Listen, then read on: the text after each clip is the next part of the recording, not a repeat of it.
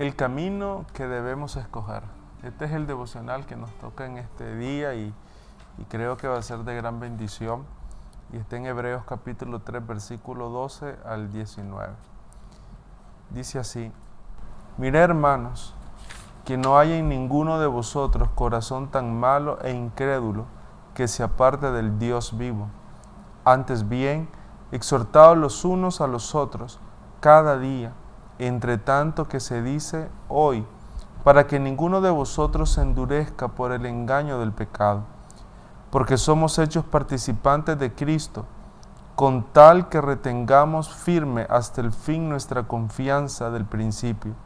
Por lo cual dice: si oís hoy su voz, no endurezcáis vuestros corazones como en la provocación. ¿Quiénes fueron los que, habiendo oído, lo provocaron? ¿No fueron todos los que salieron de Egipto por mano de Moisés? ¿Con quienes estuvo él disgustado 40 años? ¿No fue con los que pecaron, cuyos cuerpos cayeron en el desierto? ¿Y a quienes juró que no entrarían en su reposo, sino aquellos que desobedecieron? Y vemos que no pudieron entrar a causa de su incredulidad. Este es una historia que hace remembranza a todo lo que el pueblo de Israel pasó en el desierto, en su salida de Egipto y en su tránsito por el desierto. Y me gusta mucho cuando dice el camino que debemos escoger. Y eso nos hace referencia en que en la vida, todos los días, cada mañana, cada tarde, cada momento en nuestra vida, nosotros estamos en medio de un punto de decisión, en medio de un punto donde decidimos cuál va a ser el camino de nosotros como matrimonio, en medio de un punto donde decidimos cuál va a ser el camino que vamos a tomar como familia, como iglesia, como nación. Es interesante ver todo lo que Dios hizo en ese proceso donde Él los saca al pueblo de Egipto, los transiciona por el desierto, pero más allá de todo eso, Él tenía un plan, Él tenía un propósito, y era llevarlos a la tierra prometida. Y el versículo 18 dice, era realmente llevarlo a su reposo. Y la palabra reposo yo lo asocio a descanso, yo lo asocio a paz, yo lo asocio a bendición. El reposo es como cuando después de un largo día de trabajo, de esfuerzo, tal vez con circunstancias buenas o circunstancias difíciles, uno llega a su casa y venimos a la casa y nos acostamos, descansamos, sí. La energía física se renueva, pero también las emociones, el corazón se renueva. Porque eso es lo que Dios quiere hacer con nosotros, llevarnos a su reposo.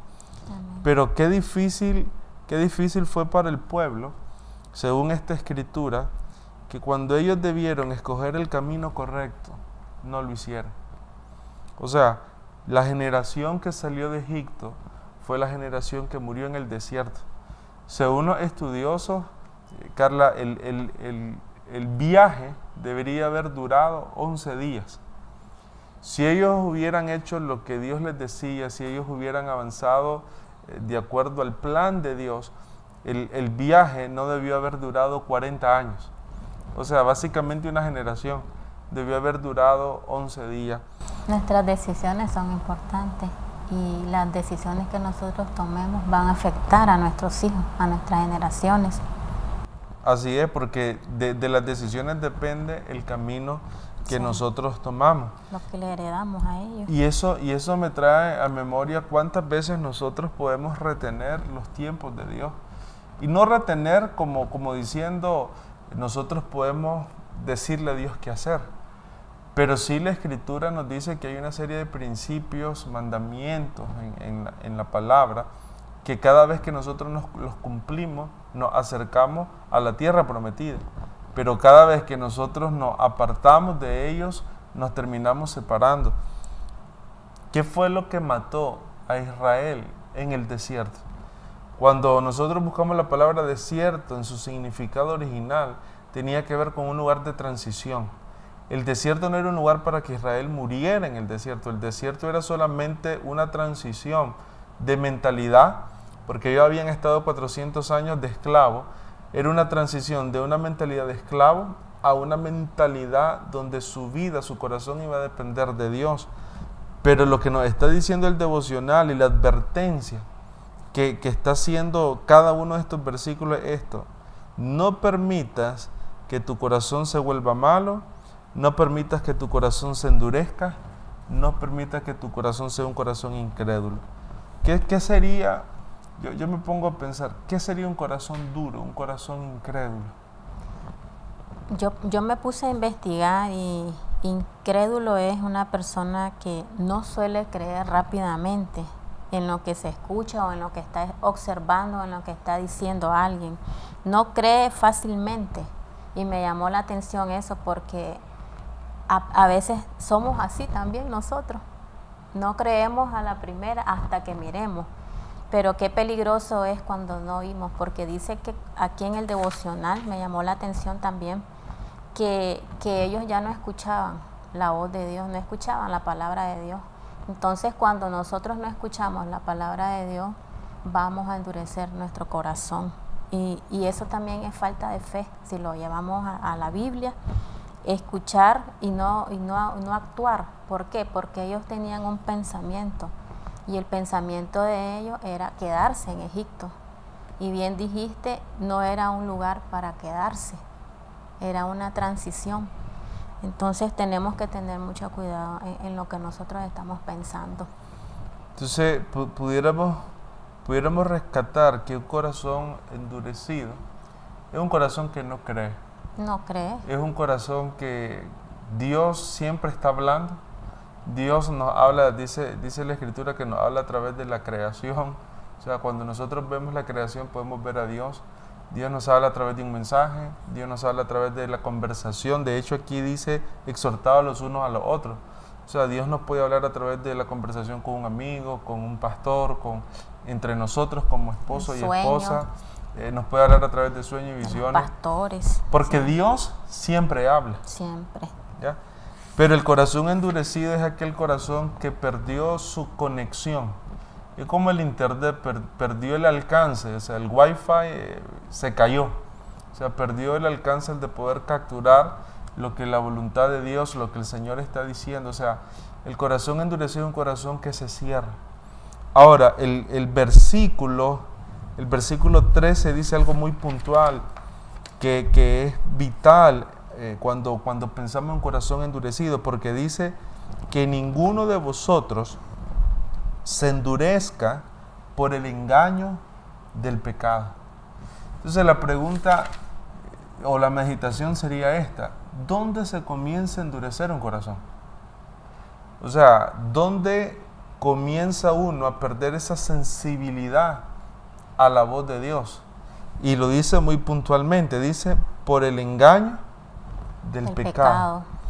Y si nos preguntamos, ¿qué es el engaño del pecado? El engaño del pecado es creer que un momento de placer no va a traer consecuencias difíciles o más duraderas por ese pequeño momento de placer. El engaño del pecado es creer que el pecado no tiene consecuencias. El engaño del pecado es creer que podemos vivir mal y sentirnos bien. Que no va a pasar nada. El engaño del pecado es no entender que tarde o temprano el pecado nos va a cobrar una factura. Sí. Entonces muchas veces nosotros vemos y nos preguntamos ¿por qué me siento frío? ¿Por qué me siento alejado de Dios? ¿Por qué cuando está la adoración o cuando está el mensaje de la palabra se vuelve una reunión normal? Tal vez no hay ese deseo de capturar más de Dios, y eso tiene que ver con la dureza del corazón. Pero la pregunta que tal vez nos pudiéramos hacer hoy es si hoy hay situaciones en nuestra vida que necesitamos evaluar. Por eso que evaluar nuestra vida todos los días, como persona, como individuo, pero también como matrimonio, se vuelve extremadamente importante. Porque una pequeña fisura, yo una vez estaba leyendo un artículo que decía, un barco está rodeado de agua, pero el que esté rodeado de agua no hace que el barco se hunda. Lo que hace que el barco se hunda es el agua que penetra al barco. Y siempre el agua va a penetrar por fisura. Entonces, qué importante es que nosotros podamos ver y estar atentos. Vos como esposa mía, estar atentos a mi vida, a mi comportamiento, a que me puedas en algún momento aconsejar, direccionar. Cuidarnos. Yo como tu esposo, poder liderarte, poder también aconsejarte de cualquier fisura, porque también el pecado, a veces en la iglesia el pecado se lleva siempre al nivel más extremo. Entonces uno piensa adulterio, fornicación, robo, pero a veces también el pecado tiene que ver con la ira. Estuvimos enseñando una ira descontrolada en servicio, en estos servicios me está enseñando las emociones y la Biblia dice airado pero no pequéis. El pecado tiene que ver con la soberbia, el pecado tiene que ver con hablar más de lo que no deberíamos de decir. El pecado tiene que ver inclusive con no creerle a Dios. Entonces, qué importante es que nosotros podamos exponer, yo diría exponer, todo lo que el pecado puede traer en forma de engaño. Y el versículo 19, que es el último versículo del día de hoy, dice, y vemos que no pudieron entrar. ¿Por qué alguien no entraría a la tierra prometida? Porque no creyeron, dice al final. ¿Por qué alguien no entra a su sueño? Dios nos dio muchas promesas. O sea, todos nosotros tenemos una promesa como matrimonio, como familia. ¿Por qué alguien? Y dice claramente, y vemos, o sea, es algo que se puede observar, que no pudieron entrar por una causa, a causa de su incredulidad. La Biblia dice que la fe es la certeza de lo que no se ve. Y es la convicción de lo que se espera.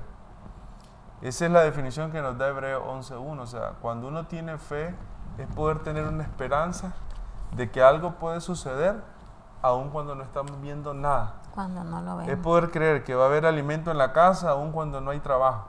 Sí. Es poder creer que un matrimonio se puede restaurar, aun cuando hay discusiones, cuando hay diferencias. Pero la palabra fe, yo creería que uno de los significados más extraordinarios es obediencia. ¿Cuánta fe hay en tu vida y cuánta fe hay en mi vida? Está ligado a cuánto nosotros obedecemos. Aun cuando no entendamos, aun cuando no miremos, aun cuando no tengamos recursos, simplemente decirle a Dios, Señor, si tú lo dijiste, vamos a hacerlo. Y yo creo que este es un buen tiempo para que nosotros sigamos meditando en esas decisiones de obediencia que Dios nos está diciendo. O sea, la fe no está ligada solamente a decir yo creo. No, la fe está ligada a acción. La fe sin obra es muerta. Es muerta. Entonces, si alguien tuviera fe, es como el que no tiene trabajo, pero sale a buscar trabajo, a entregar currículum, a preguntar, a buscar oportunidades de trabajo. Alguien que dice, pastor, tengo un problema de salud. ¿Cómo sería la fe un problema de salud? Comer bien. Ir a un nutricionista. Ir a un nutricionista, cuidarse, hacer ejercicio, o sea, accionar la fe. Si alguien tuviera problemas en el matrimonio, accionar la fe sería perdonar. Accionar la fe sería, voy a darle una segunda oportunidad. Yo creo que si nos mantenemos ahí, la historia va a ser diferente. Y sería bueno creer y orar también por las personas que están viendo este devocional y decirte hoy, el viaje no tiene que ser de 40 años. El viaje no tiene que ser ciclo tras ciclo o situaciones donde aún generaciones se pierdan en el desierto. El diseño de Dios y la promesa de Dios es que Él quiere introducirnos a su reposo, a su descanso, a alcanzar los sueños. Y quiero que oremos. Padre, yo te doy gracias en este día, Señor, y oro por mi esposa, oro por mi vida y oro por las personas que nos van a ver a través de la transmisión, que no importa cuánto tiempo hayan esperado, no importa cuántas situaciones hayan vivido, Señor, si ya los sacaste de esclavitud de Egipto, que ellos puedan transicionar al tiempo de reposo, al tiempo de la tierra prometida, que nadie se pierda, que las familias se mantengan unidas, que las familias se mantengan fortalecidas, que ellos y nosotros en este día podamos escoger el camino correcto. Que sobre todas las cosas, como decía el devocional, no endurezcamos nuestro corazón. Ayúdanos a hacer luz, ayúdanos a ver esas fisuras que pudiera entrar el pecado y engañarnos y cerrar puertas. Que hoy, Señor, desde este lugar todas las puertas se cierren. Aquellas puertas que puedan dar apertura al pecado, aquellas puertas donde tal vez se pierda la sensibilidad se puedan cerrar, Señor. Porque queremos llegar, queremos entrar como familia, como iglesia, como nación, a la tierra prometida, al sueño de Dios. Sí, ayúdanos a creerte más, ayúdanos a ser obedientes. La fe sin obra es muerta. Ayúdanos a creer que en medio de la acción de fe, en medio de la obediencia, milagros vamos a ver ocurriendo en nuestras vidas. Señor, te damos gracias en este día, Señor. Amén.